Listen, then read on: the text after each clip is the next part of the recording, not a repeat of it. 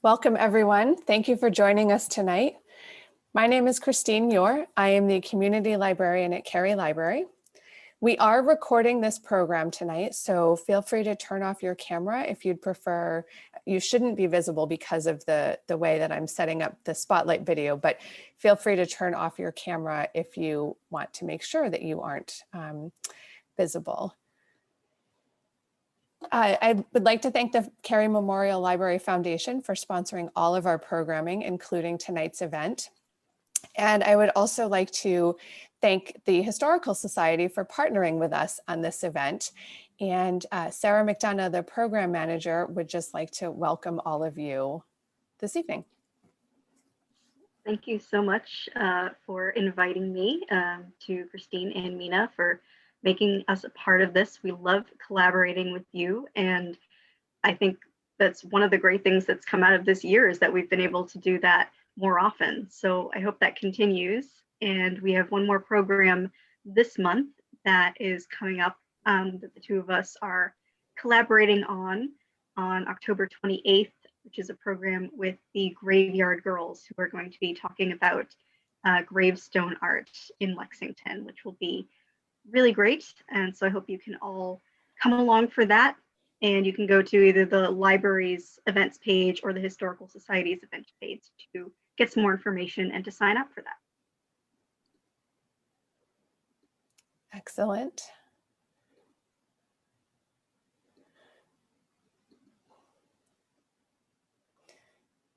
Whenever you're ready.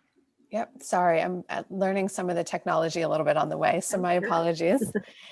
Tonight, I'm very excited to introduce to all of you somebody you probably recognize. Ted Reinstein has been on television for many years, most notably, at least most memorably for me, on Chronicle on WCVB.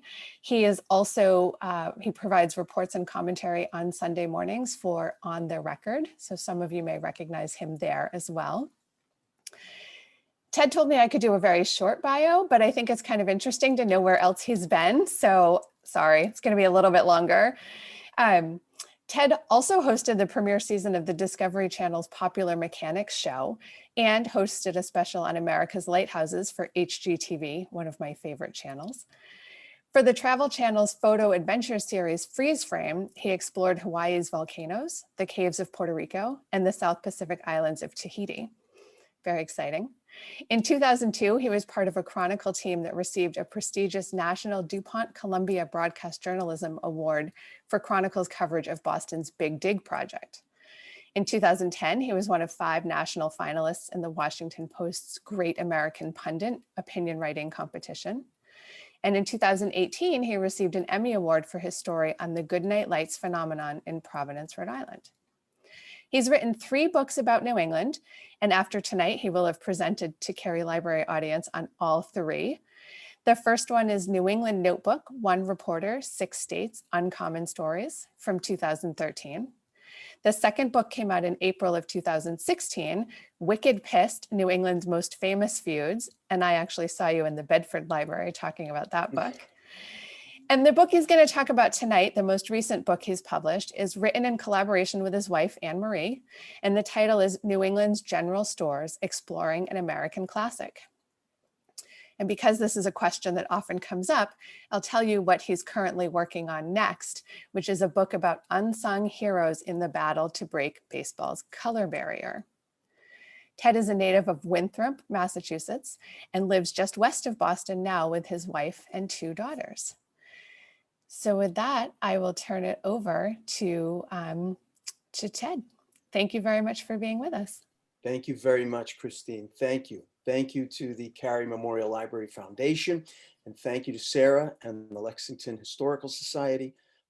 Really appreciate the hosting me tonight. And as Christine said, this is my first virtual visit to the Cary, but I have been with 2 of my first books, earlier books, in person. So this is my 3rd book talk with the Cary. So thank you all very much for joining me tonight. As Christine said, I'm going to talk to you tonight about one of two iconic New England institutions that in all my travels around New England, I'll be in New Hampshire, for instance, all next week, and I will definitely be at both of them. And one is a diner and one is a general store. Both born in New England, both thoroughly New England institutions that, of course, you will find elsewhere around the country, but they were both born in New England. So let me jump right in.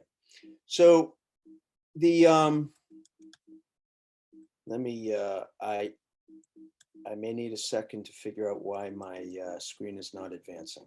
It's funny, you know, folks, before we started, Christine and I were talking about this exact thing happening to someone else. And I thought, well, that doesn't happen to me because I've done this a million times, but it is in fact. So let me see if I can figure out why. You may just have to click Oh, on the there I slide. am. There you go. There we are. All right.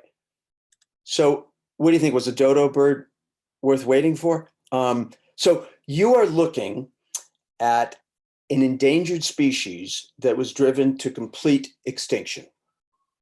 This is an example of an endangered species presently that is not yet completely extinct. And so is this. Now, when it comes to the predator, the type of predator, here's an artist's rendering of the type of predator that drove the dodo bird to complete extinction. But when it comes to the type of predator that has driven general stores to complete extinction, I'm going to tell you right now that none of our hands are clean because most of us have consorted with one of these predators, well, often regularly. In my case, it would have been in the last, what's today, Monday? So in less than the last 24 hours. Right. But the reason I chose these two very modern iterations of these big box stores is to point out the fact that the big box store did not drive the general store to extinction. It happened long before that. And in fact, it started to happen 50 years before the advent of Walmart, when Sam Walton was still running things out of a single store in Missouri. And when is that? That's 50 years ago. And John Steinbeck, in fact, I like to point to Steinbeck, one of my favorite authors, as kind of the canary in the coal mine when it comes to the demise, or at least calling attention to the demise of the general store in America. Because just over 50 years ago, John Steinbeck, pictured here with his best friend Charlie, of course, set out from their home in Sag Harbor, New York, in the custom-built GMC pickup with the camper in the back that he nicknamed Rocinante. And they circumnavigated America, and probably in high school, you read his book, Travel with Charlie. But you know, when he traveled around America, Steinbeck, although he went through some major cities, and in some of those cities wrote some of the best chapters in the book, for instance, in New Orleans, his chapter on race and what was happening with race riots in America, I think is one of the most compelling chapters in the book. But Steinbeck's sweet spot was small town America. And that's where he tried to make most of his travels and where he wrote most of Travels with Charlie. Look what he noticed. So he was driving through small town America at a time that the general store was beginning to disappear. And excellent journalist and keen social observer that Steinbeck was, he didn't miss that. See what he wrote more than 50 years ago in 1962. He noticed that in all those big towns, small towns, wherever they traveled, he noticed that those wonderful small stores, whether they were general stores, hardware stores, little local haberdashers, they were beginning to disappear. Steinbeck noticed it. Now, when Steinbeck was growing up here in Salinas, California, at the turn of the last century, 1900, this scene, what you're looking at, that picture, was something that was instantly recognizable to virtually every American. In fact, in 1900, most Americans were in a place like that, probably once or twice or three times a week, if only to pick up staples, milk, eggs, butter. Today, if you show that picture to people under 20, obviously they get the sense it's some sort of store, but a majority of people under 20 would not say that's a general store. This was, for most Americans in 1900, a place that they went more than once or twice a week. And their parents, if you were born a generation previous to 1900, this was all you knew as far as commercial going to buy anything pretty much in America at that time. But if you go 50 years out from this picture, right? 50 years out from this picture, you have an event that completely changed life as we knew it in America, and it had implications for the next 50 years for general stores. In 1957, for the very first time in American history, a majority of Americans owned an automobile, and it changed everything. We don't think about that so much today. You know, I often marvel and I say that we think of the advent of the automobile and the fact that a majority of Americans owned an automobile for the first time in the late 50s as, you know, changing the way we went about getting about, right? Mobility. It changed everything. It changed everything. It changed the way Americans carried on relationships. It changed the way we looked at how we went about work, whether we wanted to change jobs, where we wanted to live. People could do it after 1957 in the late 50s and into the 60s now in a way that they might not have done a generation before. And if you go 20 years out from this picture, another completely life-changing event because it changed how America looked in terms of where we lived. Because by the 60s and the 70s, now you have the mushrooming of the interstate highway system. And again, completely, solely, entirely because of the automobile. Now, in those small towns that Steinbeck was driving through, where he noticed the demise of the general store, if this was the small store where you went in your small town to buy whatever it was you were going to buy, even if it was just staples, and now for the first time, there's a car parked in your driveway and you can go out and you can go an exit or two on the interstate that's only 20 minutes away and you have this choice, a little bit tough if you're competing with this choice. But a funny thing happened on the way to extinction. Something didn't end up becoming extinct. And that's where we're going to jump in and really explain the story of general stores in New England and also look at some of the most iconic ones. You know, coupled with, really hand in hand with the mushrooming of the interstate highway system, what that did was it changed suburbia. It really put the suburbs on steroids, is what I like to say. Because by the time you get to the late 60s, the early 70s, mid and late 70s, now America's suburbs are mushrooming just like the interstate highway system.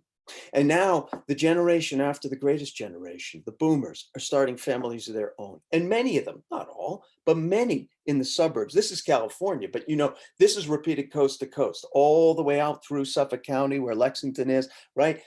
This is how the suburbs are changing. And now, you know, people are the children of the greatest generation starting families of their own in these sprawling suburban communities, not all of it tract housing like this. But the suburbs have changed, right? And now there are these wonderful suburban communities like Lexington, wonderful schools, people living there who are commuting into metro areas like Boston. And you go in the morning, you drive by small places, strip malls, or, you know, fast food and coffee. You've got now, you know, dozens of different choices to get your coffee. And it seems like in some ways, this is some sort of new suburban utopia. However, there were a lot of people living in these sprawling, new, intensifying suburban communities that were missing something. And it's a huge big box store sized irony what they were missing. Here they are surrounded by people, many just like themselves. And there's all kinds of amenities now, recreational amenities, commercial amenities, retail amenities that their parents couldn't have dreamed of, right? Including the homes that are double and quadruple the square footage of their parents' homes. And yet, a lot of folks were missing something. And the irony is, it was community. So you're living in these big sprawling communities and you're missing a sense of community.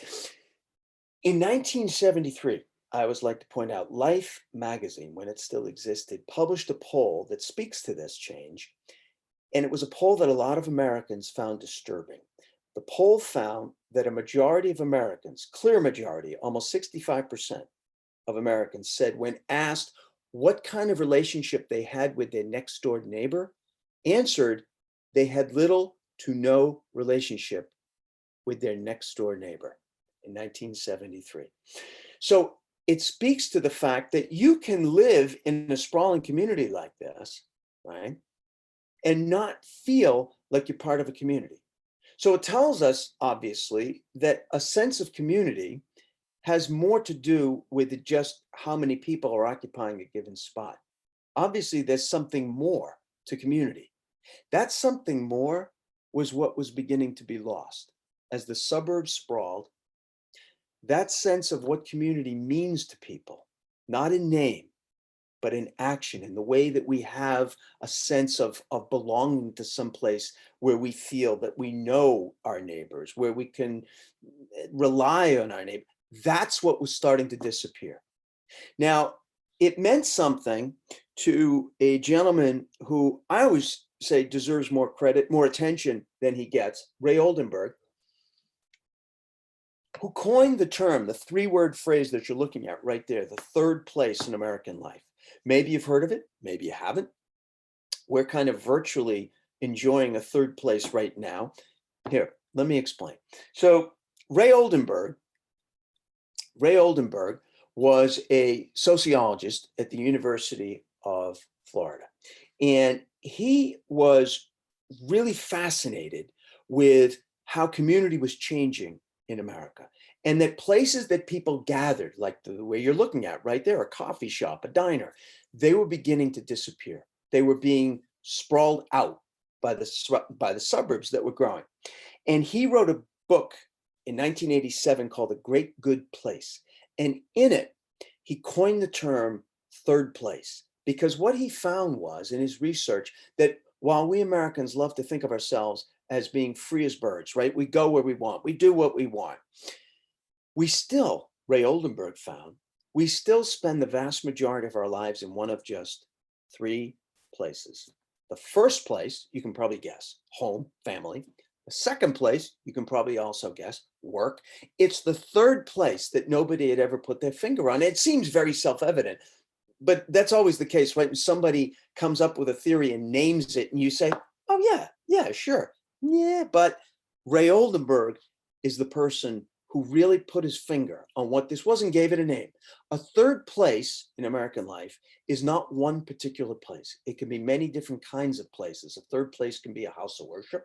A third place could be a barbershop, a beauty shop where you get your hair done. A third place could be a corner bar. It could be a diner, a public library. May the good Lord bless them and keep them.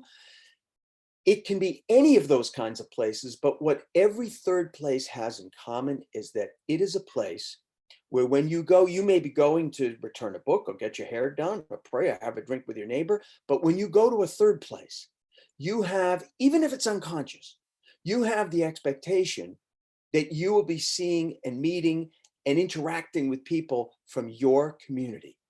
And those places were beginning to disappear. That's what Ray Oldenburg found that was kind of groundbreaking. Now, a lot of people in those suburban communities, I said that they were missing that sense of community. They were.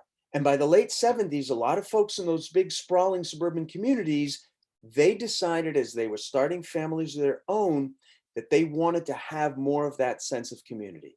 And a lot of them moved to smaller towns around New England from the suburbs to find that sense of community. And they did. That's the good news. They did.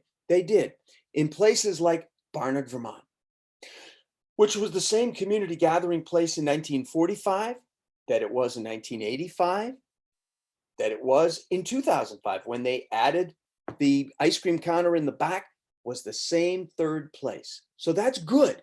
That's good. The bad news is that by the time you get to the late 1980s, early 90s, mid 90s, a lot of the boomers who had moved to these towns, and by the way, a lot of boomers who moved to these small towns like Barnard, Vermont, they walked the walk. They didn't just talk the talk. And as places like local general stores in these small towns like Barnard began to close, a lot of them bought them. A lot of them became owners of general stores. Not every boomer who moved to a small town, but a number of them did. That's also good. But what's bad, as I say, by the time you get to the late 90s, a lot of these folks are getting up in age. A lot of these folks, the boomers, who might like to take some time off and do something else. They definitely want to keep the store going. So they're looking for somebody to buy the general store, keep it going. Problem is, the national economy by the late 90s is going this way. It's going down. And people are not buying general stores. That's for sure. People are not buying general stores. And a whole wave of general stores close. Period about 1995 to 2000. Now it really does look like it might be curtains for the general store. And I think it would be. I always say that if it weren't for what happened in a small town in north central New Hampshire, in the hill country of north central New Hampshire, I believe that there would be more than 50% fewer general stores in New England today. Because the small town of South Ackworth, New Hampshire proves that sometimes it really does take a village. Because in the small town of South Ackworth, New Hampshire, in and around 2000, and especially in the wake of 9/11, 2001, when there was no tourism. Tourism dropped off in some places around New England more than 90%. If you recall, people just weren't traveling.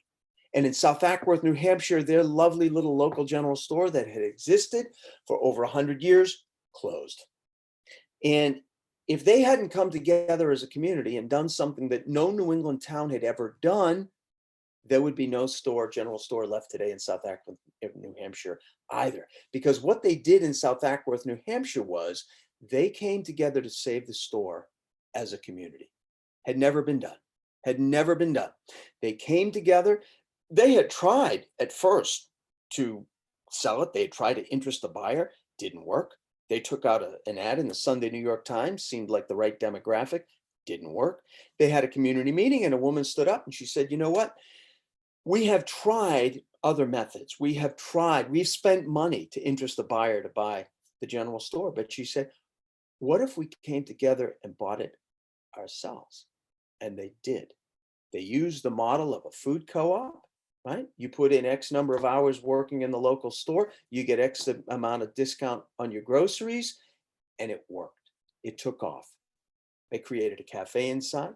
People came, they volunteered to work, they would get the discount on their groceries. They created a pizza oven out back to bring in more revenue. They created these wonderful harvest dinners that today attract visiting chefs from all over New England. And because they did that, because they came together as a co-op, saved the store themselves, today, the lights are still on at the South Ackworth Village store. I hope they don't go off anytime soon. But in little Shrewsbury, Vermont, I want to share with you my favorite story of a village coming together to save the store.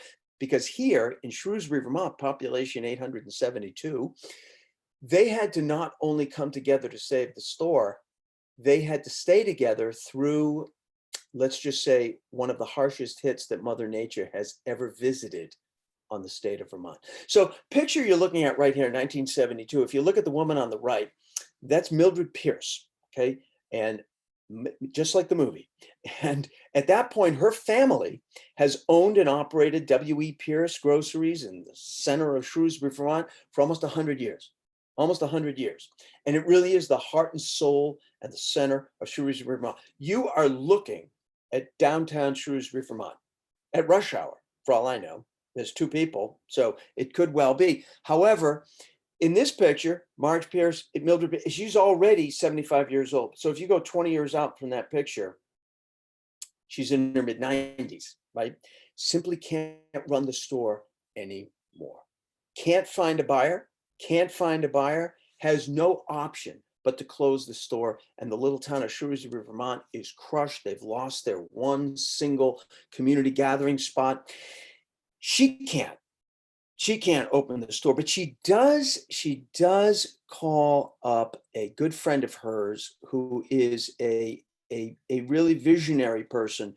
And his name, well, I won't bore you with the details, but his whole job, his whole career is about saving iconic New England institutions, historical institutions. And she calls him up, she asks him to come down to the store. She wanted to talk to him. She wanted to talk about reopening the store. And she says, I am going to give you and your organization, the Preservation Trust of Vermont. She says, I am going to give you the store plus $10,000, which is pretty much all the money I have, but I don't expect to need it too much more. And Paul has to tell her that he can't accept this largesse because that's not what the Preservation Trust does. He explains to her patiently, as was his way, that the Preservation Trust helps cities and towns around New England hold on to their history, hold on to their properties, but they don't own them. They help cities and towns write grants and find funding and low-cost loans and low-interest loans, but they don't own stores outright. And she says, piffle. And they go round and round for about half an hour. And according to Paul, my friend of the Preservation Trust, after about half an hour, he left, and the Preservation Trust was the proud owner of the first piece of property it ever owned outright, Pierce's store in Shrewsbury, Vermont. To hear Paul tell it, he said, "You tried saying no to Mildred Pierce when she's in a fettle." And so he now owned the store, but he wasn't going to run the store. So he came back down to Shrewsbury a week and a half later, met with these fine folks you see here. Sarah will relate. These are the Historical Society folks from Shrewsbury, Vermont. And he explained to them, he said, "You know, you probably know, folks, that I hold the deed to the store." They said, "Yeah." He said, "But I'm not going to be running the store." They said, "Well, who's going to run the store?" And he said, "You are." And they were aghast. They said, we don't know anything about running a store. We are farmers and craftspeople and artisans and cheese makers. And he calmed them down. He explained to them that the Preservation Trust had done this before. Everything was going to be just fine. And he explained it's going to be a little bit like going back to school, and they'll learn how to outfit a store, and they will learn how to run a store and they renovated the whole store, and it was good in Shrewsbury, Vermont. Now, remember, I said that in Shrewsbury, Vermont, they not only had to come together to come up with the money, right, to reopen the store, but they also had to stand up to Mother Nature. Now, just before the store reopened, speaking of raising money, they had to go back before the town, the historical folks who now were running the store, and they had to ask for more money, which is never a good thing. Small town, 872 people. They'd already raised almost $70,000. That's a lot of money for a small town. But they said we need another $2,500 because we really feel we need to have an emergency generator. They said, if we are going to be a new community gathering place into the future, we really feel that we needed emergency generators so that no matter what happens, no matter the worst that a Vermont winter gets thrown at us, the store will remain open, the lights will stay on. And there was a lot of grumbling. They got the emergency generator, they reopened the store, and not 2 years later, boom, Hurricane Irene barreled up the East Coast. You may recall, it made a beeline, extraordinary, really, because generally Vermont is not visited by hurricanes. They almost invariably make a path out to sea by the time they've reached the Northeast, if they reach the Northeast, which is rare enough. But of course, in 2011, Hurricane Irene made a beeline for the Green Mountains, and it devastated Vermont. Still the worst natural disaster in Vermont's history. It flooded cities and towns. It blew away and carried away iconic covered bridges all over the Green Mountain State. And the lights and the power, the first afternoon that Irene hit, the lights went out all over Vermont, including Shrewsbury, Vermont, except one little spot. Because in Shrewsbury, Vermont, the intrepid Historical Society folks who now ran the store, they trooped through the flying debris and the howling wind and the pouring rain, and they fired up that emergency generator, and the lights came on, and people came out of the trees and up the hill, and they trooped into the store, and it was warm, and the lights were on, and the coffee was going, and the Wi-Fi was working, and nobody has ever complained about the emergency generator ever again. Now in terms of our story, we're already up into the mid-2000s. Right? So now the national economy is doing better. And what that means for New England's general stores is that now it became possible when a general store closed around New England cities and towns, and they still close to the tune of 20 to 25 every year. But the difference was the economy was doing better now. So now in some of these small towns, when these general stores closed, it was possible, didn't happen in all cases, but it was possible now sometimes for a single individual, if he or she was lucky enough to have the money, to save the store by themselves. I like to point out just one single person who was able to say, "Honey, I bought the store." Although in this case it was, "Honey, let's buy the store." And that is a genuine star of screen and TV, a genuine Hollywood celebrity. Doesn't look like a general store owner, does he? But Steve Carell owns a genuine New England classic general store. if you've ever watched The Office, I always say in terms of that mug, he's probably more well known as the world's worst boss. But Steve Carell grew up right here in Massachusetts. In fact, minutes from Lexington. Steve Carell grew up in Acton, Massachusetts. And when Steve was growing up, he had the same experience with his wife, Nancy, grew up in South Shore. But when Steve was growing up, this general store in Acton was still open. And when I interviewed Steve Carell for the book and I asked him, Mr. Hollywood Big Shot, where does your interest in a little old New England general store come from? And he said when he was growing up, he resonated for me, and I'll bet it does for a lot of you folks listening as well, because he said this little local general store in Acton was the first place that he was allowed to go all by himself with his little allowance money jingling around in the back of his little bicycle and buy penny candy at the general store. He said it was the first place he was allowed to go all by himself. And I wonder how many of you had the same experience. It's definitely true for me. I grew up in Winthrop, Massachusetts, right on the harbor, or as I like to refer to it, at the charming little seaside town at the end of runway 27L. Same thing. And I bet that was the same for a lot of you. It was certainly the case for Steve's lovely wife, Nancy. Nancy grew up on the South Shore in Situate. And when she was growing up, she said that she and her big sister Tish used to go a couple of towns over to Marshfield, where they would visit the Marshfield Hills General Store. And they would buy penny candy, they'd buy ice cream on a hot summer night. So about 7 or 8 years ago, maybe a little more now. What is this, 2020? So that was 2012. So about 8 years ago now. Nancy's big sister Tish went out to Hollywood over Christmas time to visit her little sister and her famous brother-in-law. And while she was there, she told Nancy that the Marshfield Hills General Store of their youth was up for sale. And Nancy said, "Who do you think is going to buy it?" And Trish said, "I don't know if anybody's going to buy it." And she took out a ratty copy of the Globe she had with her. And in it was a story about a local developer who was talking about potentially buying the general store and turning it into 6 condos. And at that point, Steve Carell, remembering the wonderful general store he visited, he said he suddenly had this feeling of, I would do anything to save a general store right now. And he had the money to do it. So about a week later, Nancy's big sister Tish returned to the South Shore, and she had with her a blank check to purchase the Marshfield Hills General Store. And it really is a classic general store with a lot of great history.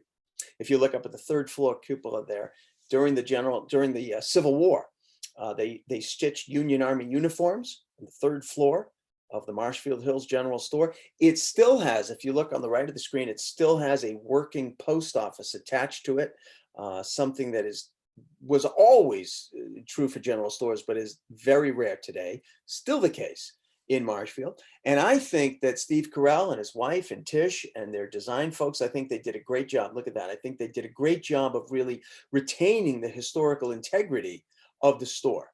And there's Steve's sister-in-law, Tish. She is the general manager. She runs the store today.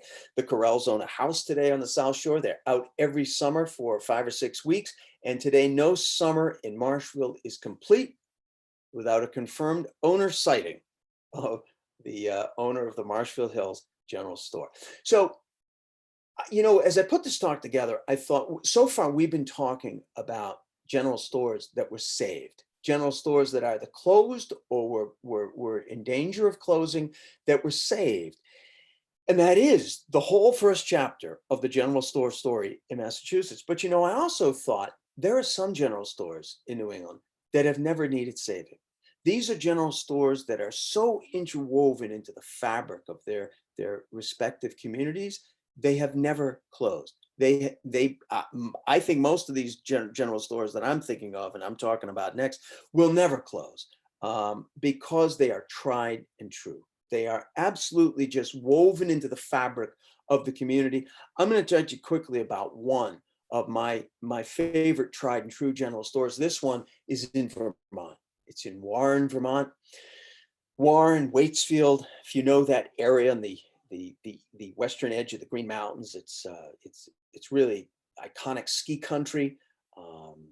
You've got Warren and Waitsfield, some of the most famous ski areas in Vermont, Stowe and so forth, which is a little bit north of there. But the Warren General Store is really, in some ways, just the quintessential general store. It's been around for over 200 years.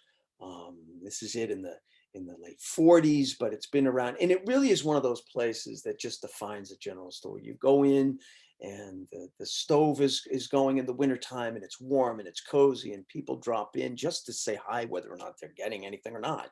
It's just a genuine third place in Warren, Vermont. The last time I was at the Warren store, I know exactly when it was. Because actually, now we're coming up on another national election, but this was the spring. It was late March of 2016. So it was also a presidential election year. It was the last presidential election year, and it was primary season. And I dropped in to say hello to Jack Garvin, the owner of the store, a friend of mine, and see how things were. And I said, "Jack, what's new?" And he said, "Oh, what's new? What's new? What's new? What's new?" Oh, he said, "This is new." He said, "We're having a contest right now to give a name to the wood stove." Now, you might think, wow, but in fairness, a it gets kind of slow at that time of year. Mud season in Vermont gets kind of slow, so it's understandable that people would come up for things to, kind of give things a little bit of a lift. And also, the wood stove at the Warren store is not like other wood stoves. You might be thinking something knee high, in the corner. No, the wood stove at the Warren store is a defining physical characteristic of the store. It's as big as a person, so it's understandable that they might have a contest to give it a name. And so I said to Jack, I said, "What, you got any good candidates for a new name yet?" And he said, "How funny you should use that word." So it turns out, about a week before I'd been in, just a week before, another longtime friend of the store had dropped in, rather famous Vermonter in his own right. And Jack told him about the contest. I was surprised that he was back in Vermont at that time, because I thought he was a little bit busy right now, but maybe he was back in Burlington to do laundry or pick up fresh laundry or whatever. But Jack told him about the contest, and obviously quicker on his feet than I am, he said, "I have a suggestion." And they liked it so much, he won. Bernie Sanders won the stove naming contest at the Warren store. You didn't know that about Bernie, right? He never talks about it, which I think is a big mistake. I think it's kind of a pretty big feather in anybody's cap. I'd give anything to have a general store stove named after me. But he won the stove naming contest. And what's funny? As you may recall, a short time after that, well, about 3 or 4 months later, Bernie Sanders did not win in his quest for the Democratic presidential nomination that year. And I've always wondered that in his moment of disappointment, I wondered if he took some small solace, very small, that unlike Hillary Clinton, he won the stove naming contest at the Warren store. I don't know. I've never had an opportunity to ask him that, but you know what? I would love to ask him that. So this is one of a kind. This is a chapter that's kind of a favorite of mine, and it's kind of a it's of a piece. It's a companion to Tried and True, because one of a kind general stores in the book are stores that are tried and true for sure, but they also have something that is so unique about them that, well, they needed their own chapter, which is one of a kind. So as long as we're in Vermont, stay with me. So as long as we're in Vermont, we'll stay in Vermont for a moment. Two general stores, one of which is in Vermont, and this is one of my favorite tried and true stores. So this is in Norwich, Vermont. Perhaps you've been. This is Vanted Witt's general store in Norwich, Vermont, which is really in the center of Norwich. And the funny thing is that if you head down Main Street, you'll see Danwitz on the left. Just to locate for you, Norwich is in the Upper Valley area of Vermont. So if you think of, you may be more familiar with the Upper Valley area of New Hampshire, which is where you would find, say, Hanover, right? Dartmouth College. Well, if you go west a little bit, you go over the Connecticut River, and the next town over in Vermont is Norwich, where you will find Dan and Witt's. Now, Dan and Witt were not the original owners of the store. Dan and Witt were high school buddies who worked at the store in the 1930s. By the 1950s, they owned the store. Good for them. And they did very well. They did very well. From what I've read, they were really kind of like, ahead of their time when it came to advertising. Obviously today they'd be all over social media, and I'm sure they would commandeer it and they'd be good at it, but didn't exist then. But they had a lot of catchy advertising. They put this sign in the window, which is not unique to but I think it might be. It might have been the first time it was used, but it's not unique to Dan and Witt's. But they wanted to expand. They did so well, they wanted to expand. The problem was they were very limited in terms of how they could expand the physical footprint. They couldn't expand in front because the road is right there. They couldn't expand on this side because of the Norwich Inn. They couldn't expand on this side because there's a park. So their only option for physical expansion was directly behind the store, where there was about almost an acre and a half, and they filled most of it. So what makes Dan and Witt one of a kind is that it represents a very bizarre grafting job, right? So when you walk into Dan and Witt's, that's what you see, right? That's what you see. So it looks very much like a classic little, and I do mean little, New England general store. From the front door where I took that picture to where that fellow and his son are standing at the refrigerator there is only about 40 feet. So it's small. It has that kind of cozy, kind of claustrophobic, cluttered sense to it, right? But if you went over, you see that red checkerboard, print refrigerator where the Cabot sign is on it. If you could see behind that, there's the door and there's a counter, and it's the butcher counter. But that door that's next to the butcher counter doesn't even have a door on it, doesn't have a sign. If you went through there, you're in a completely different place.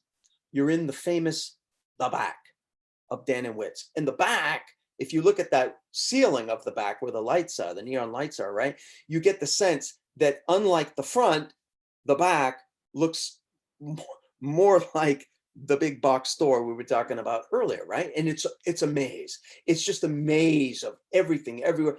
They claim there's some system to it, but don't believe them. So the first time I was out there, I was with Dan Frazier, who's the original Dan's grandson, and he had to run back out to the front. It was a cold, late winter afternoon. He said, feel free to walk around. I got to run out front. I said, fine. I walked around for about 10, 15 minutes, and I got thoroughly, completely lost. Every aisle I turned back up, it was like a maze. It was like a corn maze, but in a store. And I couldn't, finally, literally after about 15 minutes, I'm ashamed to say, I made my way back out. I said, Dan, I just got lost in the back. And he said, happens all the time. I said, seriously? He said, oh yeah, happens all the time. Turns out it does happen all the time at Dan and Witt's. And what they have done to allow for this is they have instituted what I can only describe as the commercial equivalent of the ski patrol. So if you've ever skied, you may know that at a ski area, depending on the time of year, right? So the light obviously goes down quicker in the winter and late winter, and then in the spring it's up. There's more light late in the day. So depending on when the lifts close, generally sometime between 3:30 and 5 o'clock, then the ski patrol goes up and they go down every single trail and slope, and they flush it out to make sure, God forbid, nobody's left behind after dark, right? 9 o'clock closing every night at Dan and Witt's on Main Street in Norwich, Vermont.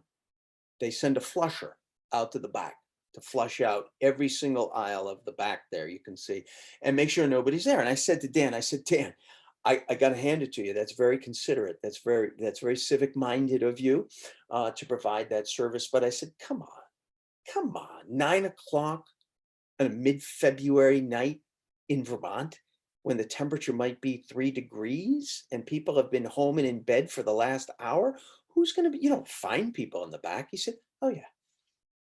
He said, I would say on average, once or twice a week, we find somebody back there. I said, come on. He said, we do. He said,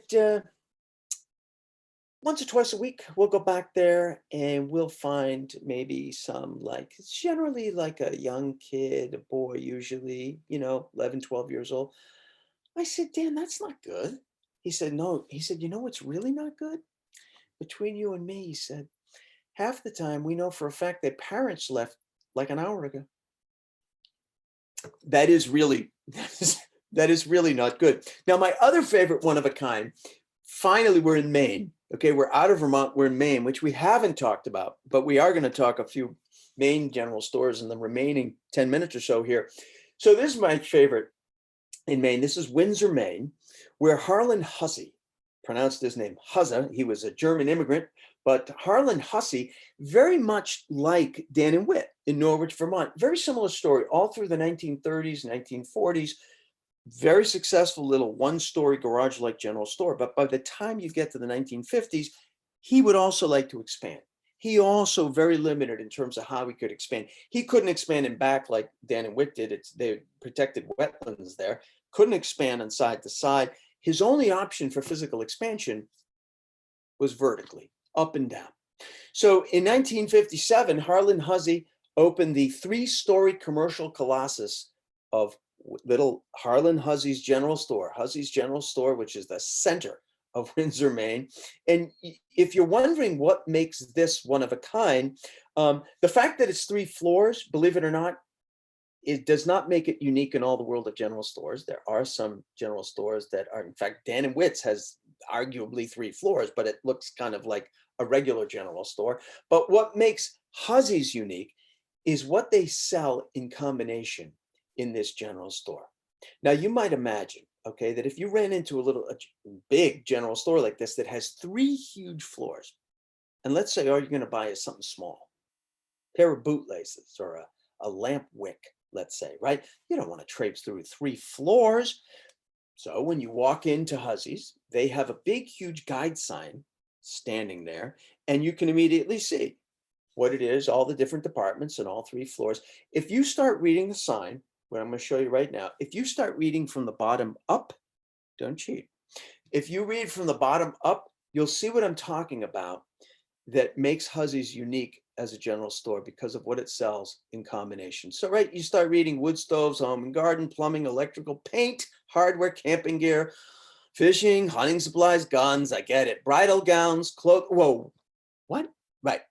So it turns out that Hussey's in Windsor, Maine is, as far as our research shows, the only general store in the world that sells the combination of guns, gowns, and beer. Right?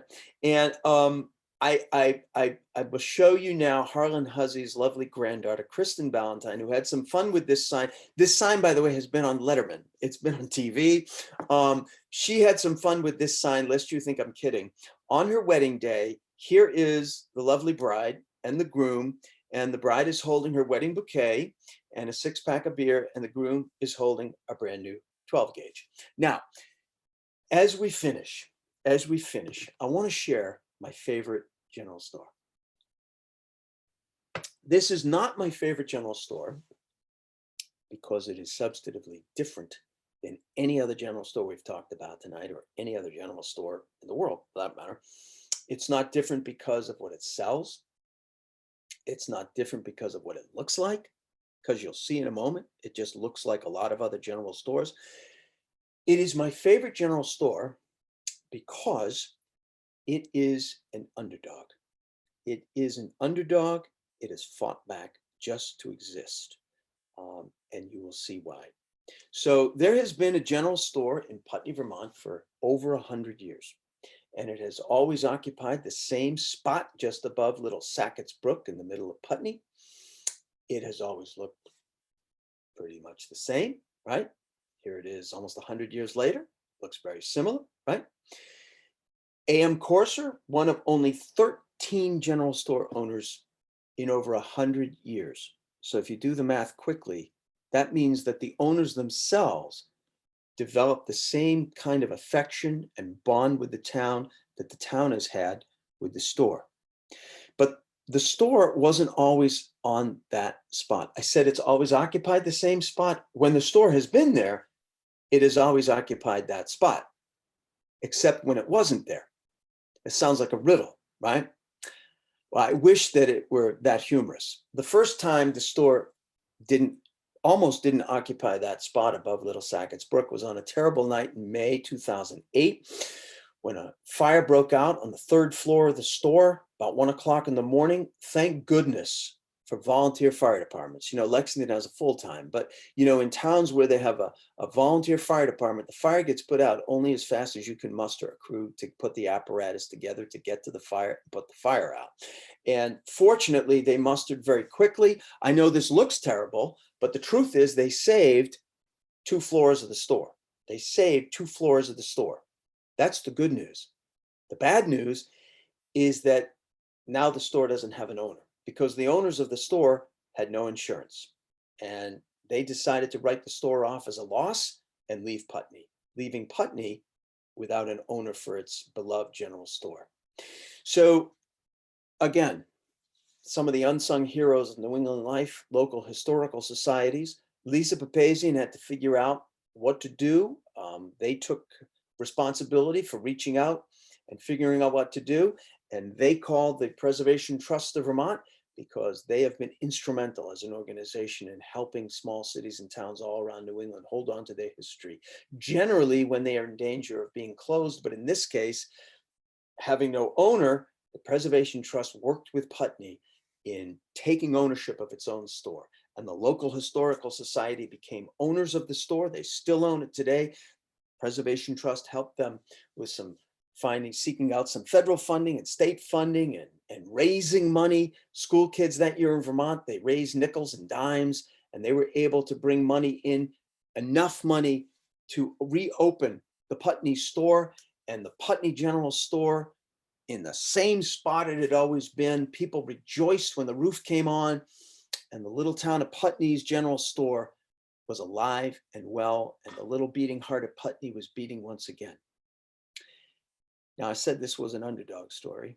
I said that this store had to fight back more than once, but it never had to fight back more than it did in less than 2 years later.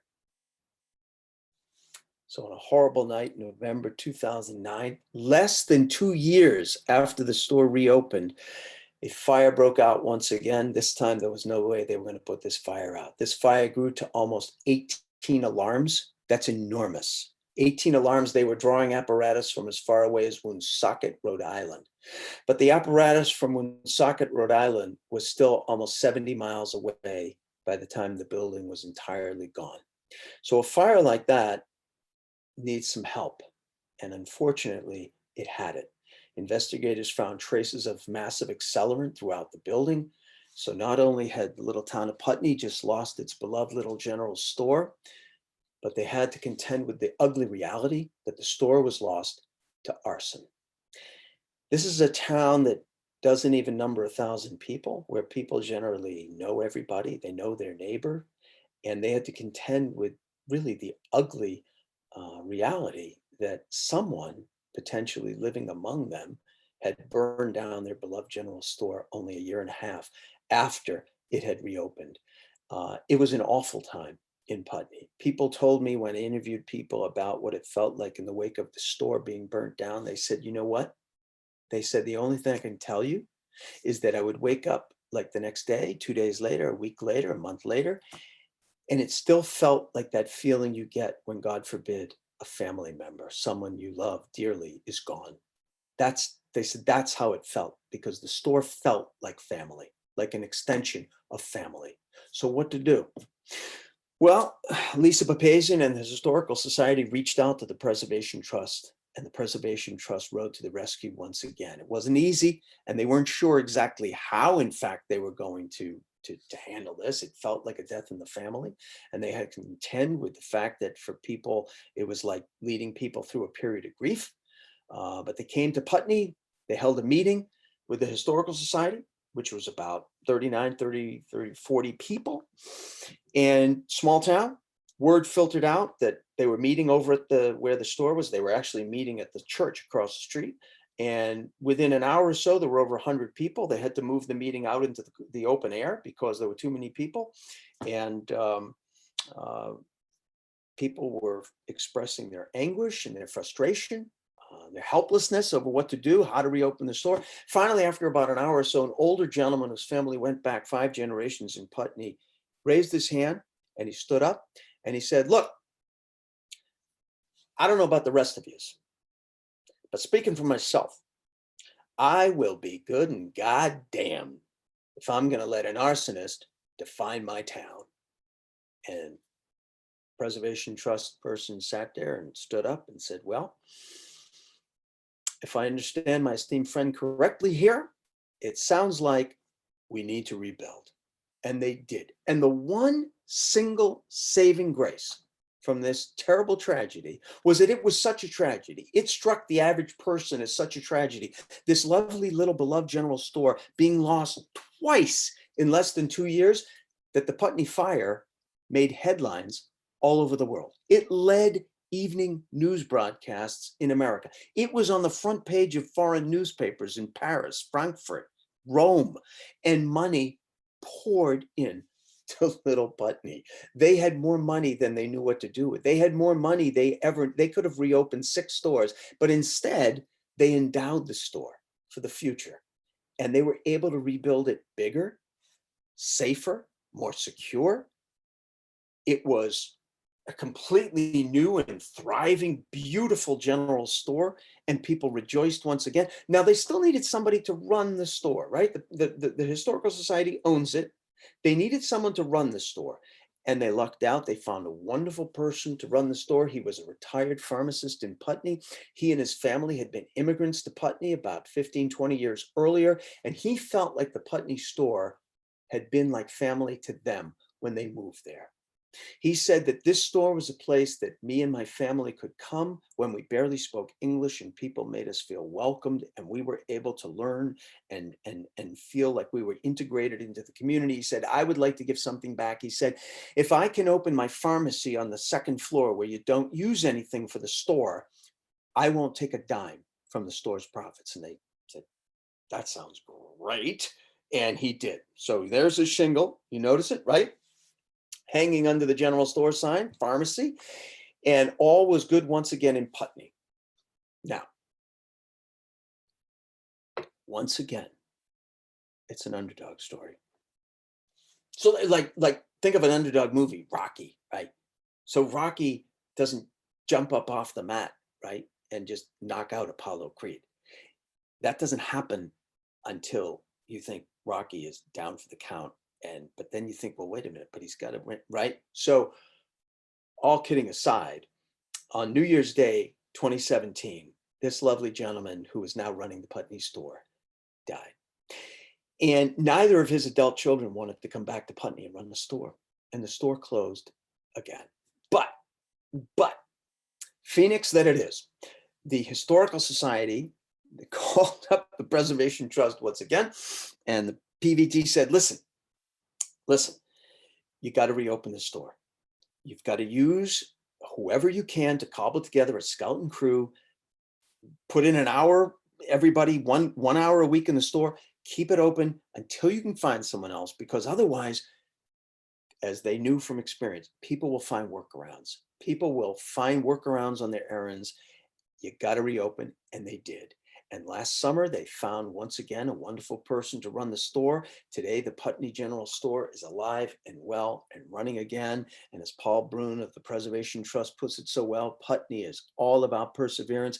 And as we finish, I do want to I feel almost honor bound to offer a shout out to the new breed of general store owners, because as I said earlier, general stores still close all over New England to the tune of almost 20-25 every year.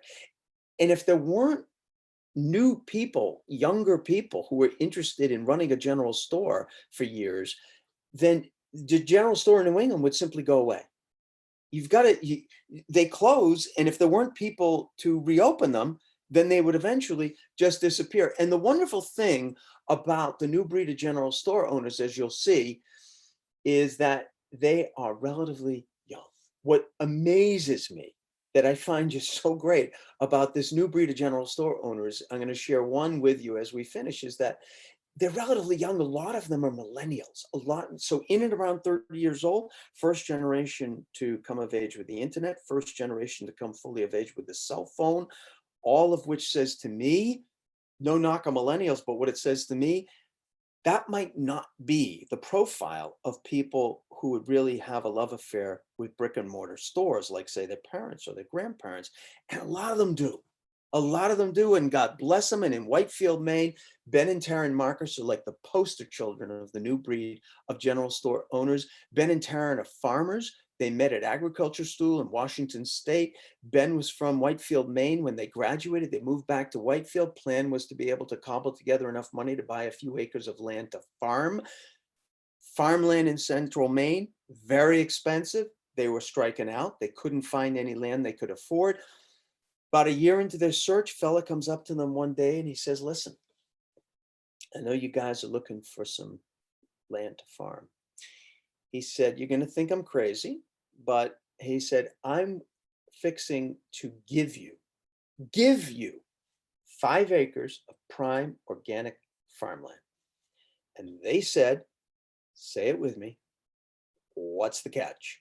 And he said, oh yeah, the catch. He said, the catch is, there is a long closed defunct general store, Sheepscot General, on the property. He said, I've always fantasized that maybe I would reopen the store someday, but I don't think that's going to happen. However, he said, if you will reopen the store, keep it open and running for 2 years, the land is yours forever. And they still deliberated. 2 farmers, they don't want to run a store.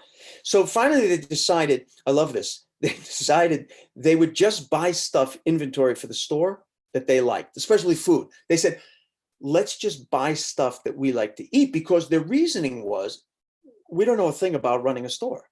So probably let's see if we can keep it running for 2 years, but then it's going to close. We can just liquidate the inventory as we go, right? But that didn't happen. Oh, the land produced all right. The farmer was right about that. Incredible organic produce. I've seen it. I've tasted it. Carrots the length of your forearm. And people were lining up every Saturday morning at 6 o'clock in the morning to buy their produce. And then Ben and Taryn looked at each other and they said, you know what? What if instead of one of us driving an hour or more every week or 100 miles to hit every single farmer's market in southern New England, which is what you have to do as a farmer in New England today, they said, what if we could open up maybe like a little cafe in the store using our produce? And they found a wonderful woman to open up a cafe. And now people were lining up 7 days a week at Sheepscot General to eat at the cafe and schmooze with their neighbors. And then Ben and Taryn just started doing stuff that nobody had ever done with a general store before. They started offering all kinds of things, open mic nights and wine tastings and yoga classes and daycare, childcare. They opened up, I love this because I love libraries. They opened up the first little local lending library within 45 miles. And now the Sheepscot General Store was alive and well again for the first time in 35 years. It became popular again with young families. It became popular with older folks who remembered the first store, and it gives hope. It gives hope. And by the way, what could give more hope for the future of general stores than the reopening of Hope General in Hope, Maine in 2016, that because of that new breed, I do have guarded optimism today about the future of New England's general store, and that the third place in American life, or at least in New England, has a place in general stores. And I think they will survive now, but that's because of that new breed. And that is the story of New England's general stores. So with that, I'm going to stop flapping my gums for a moment. And I would be happy to answer any questions, which I think Christine may help me with. So thank you very much. Absolutely. Thank you. You don't need me to tell you this, but you are a fantastic storyteller. Oh, thank you. That was Thank you. highly entertaining and informative. Thank you. And I love the story about the Bernie wood stove and Karen and Ben. Those Wouldn't you put that, Christine, wouldn't you put that on the top of your resume if you had a stove named after you? Absolutely. I mean, then again, my name's not Bernie, so maybe it's old That's for him. I right, don't know. That's why he was smart. He had a branding opportunity and he took it. So if anybody wants to ask any questions, you are welcome to type them into chat and I will read them. Or if you unmute yourself, I can call on you and you can ask your question verbally. We do have 15 to 20 minutes to answer any questions if people have any. And maybe while I wait for something to come up, how did you get inspired by, like, your books are all kind of New England themed, but really different subjects within New England. So what Mm. inspired you to do the general store story? You know, I wish I could take all the credit for that, but my wife, Anne Marie, who I wrote the book with, so after my second book, Wicked Pissed, I was casting about with some ideas for a third book. And ironically, I wasn't thinking about New England. I was actually thinking about what hopefully will be my next book coming out a year from now, which was about baseball. It was not about New England, but I was casting about, and I was sort of spinning my wheels for a while. And she had done a quick little search. She knew that I loved general stores. And she did really a cursory Google search. And I remember I was at my desk at work and she emailed me and she said, you would not believe how little has been written about general stores in New England. And she was right. And so that's really where it started. I started looking around. There were a few books written about some specific states. There's been a book written about Vermont's general stores. And some select general stores in a couple of different states, including New Hampshire, but no kind of comprehensive. Although I always point out that generally I start my talk, I didn't tonight, but I often say what this book is not, because I always say that, this is not a comprehensive listing of New England general stores, right? I'm not a good list maker. Just ask my wife. But it's not a comprehensive listing. So in other words, you couldn't pick this book up and go through all 6 New England states and find the listing of those states' general stores. That's not this book. I had no interest in just doing a comprehensive list. What I really wanted to do was, while representing all 6 states, was really find some representative stories that told different facets of the story of New England's general stores. So that's kind of what it is. I did want to touch on all 6 states, but it's not a comprehensive listing. But with her suggestion, I was off and running. So I think that's thereby kind of proving the yet appeal once to again it that behind any successful project any guy does, there's a smarter woman there. I think that it's kind of the appeal that it is a broad spectrum of stories, Yeah. and that it's past and future. I think there's probably a lot written from a historical perspective, but I like the looking forward and the one of a kind and the fact that it is such a varied set of stories. Right. Because the truth of the matter is, if you look at every general store in New England, all stories and all stores are not created equal, right? I mean, there are some general stores that, God bless them, but their story may not have the same story as, say, Dan and Wit with its crazy, back room. So they really vary. And obviously, as a storyteller, you want to find the best stories. So if I had just done a comprehensive listing, I feel like no knock on those kinds of books. Thank God we have them. We've all consulted with them. We all own them. But that's a different kind of book. You have to kind of level the playing field to sort of just touch on each one. Whereas when you're doing substantially fewer books in stores in the book, obviously you can afford to spend a little more time on each story. Really fun. I did get 2 questions in chat, and while I'm asking those, if anybody has any others, again, feel free to put it in chat or unmute yourself if you want to ask it personally. The first question I should have thought of myself. Was the arsonist ever caught in Putney, Vermont? Invariably, someone at my talks asks me that. Right. The arsonist was never caught. The crime was never solved. The arsonist was never caught. However, the good news is that experts have told me that probably is encouraging because They tell me that arson is often repeated Mhm. by arsonists, often close in terms of a location, another location close to the first. And because, on wood, because that has not happened again in Putney in 20 years now, they feel like whoever that person was may not have lived there. It may have been someone passing through, and obviously that was a huge sigh of relief, and something certainly that people in Putney wanted to think was the case. But yeah, Right. never solved. Hmm. The other question in chat right now, what is your favorite general store in Massachusetts besides Marshfield?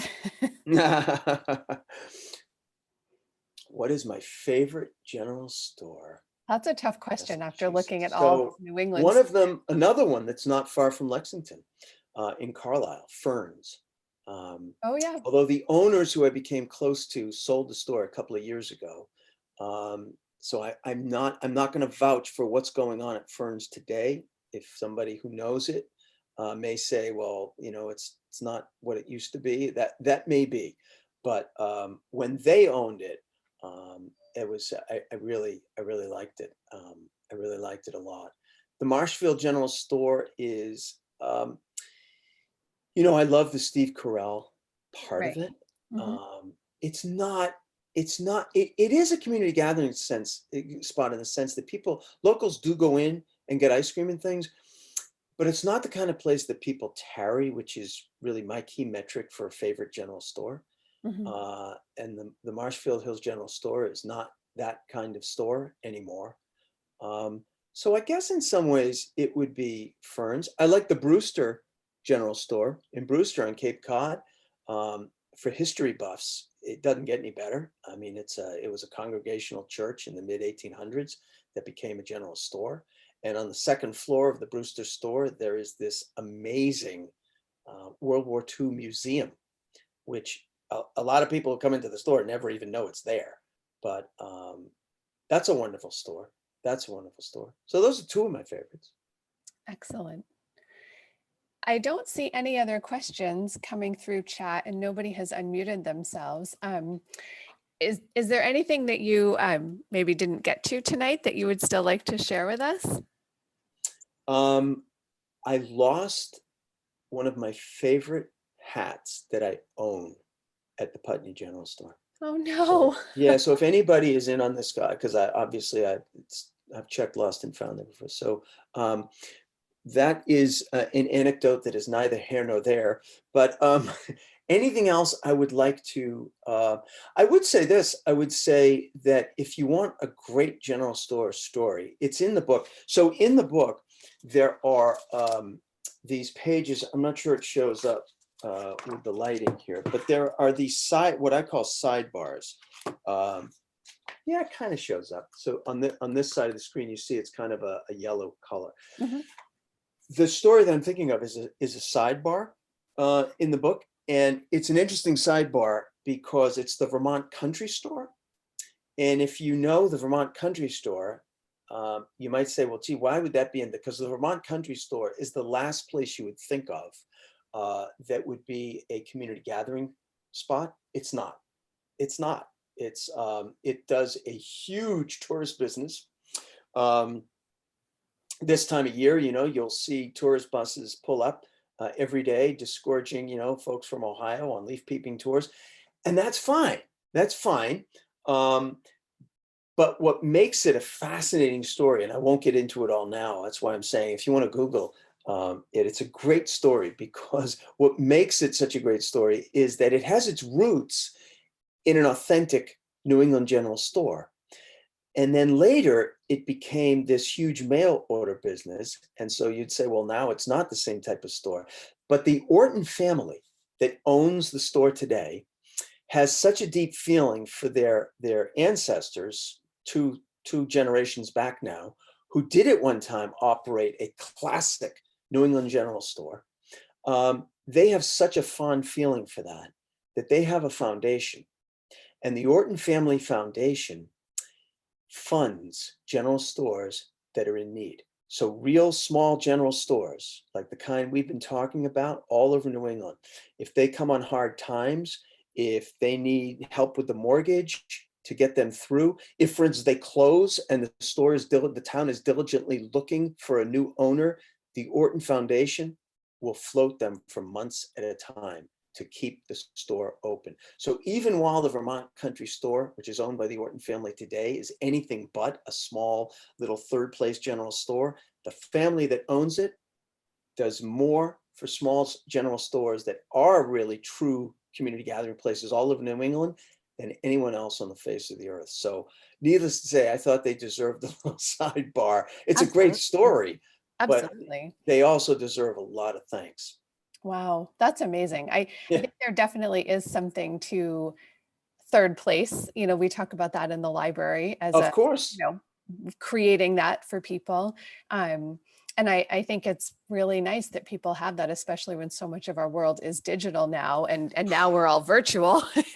Having those third places I are really know. nice, you know, for making connections and just being with other people. Well, So that's why I mean, public libraries are really my favorite third place. And, we're not in one physically tonight. I much wish we were, but, it's so true, Christine. I always say that when I'm describing at that point in the talk, and if people haven't heard of a third, what is actually a third place, it's always great, right? To be able to say, you may not know that term, but third places, you're in one right right, now.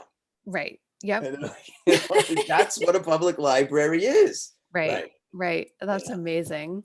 Yeah. Well, So hopefully we'll be doing this next time, in person. yes, you said in about a year, the next book. Yeah. So September 2021 is when the book is scheduled to come out. It's called Before Brooklyn: The Okay. Unsung Heroes Who Helped Break Baseball's Color Barrier. And Jackie Robinson has always been a hero of mine since I was a kid. But as I got older and I really knew more about the story behind his breaking the color barrier, it became fascinating to me over the years that there were so many people, generations before Jackie Robinson, who paved the way. Everybody from the Black press, Black newspapers, to Pullman porters who worked the railroads, who distributed those Black papers.